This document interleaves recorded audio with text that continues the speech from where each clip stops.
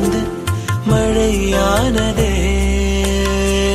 மழை நின்று போனால் என்ன, மரம் தூறுதே. வயதால் வளர்ந்தும் இவன் பிள்ளை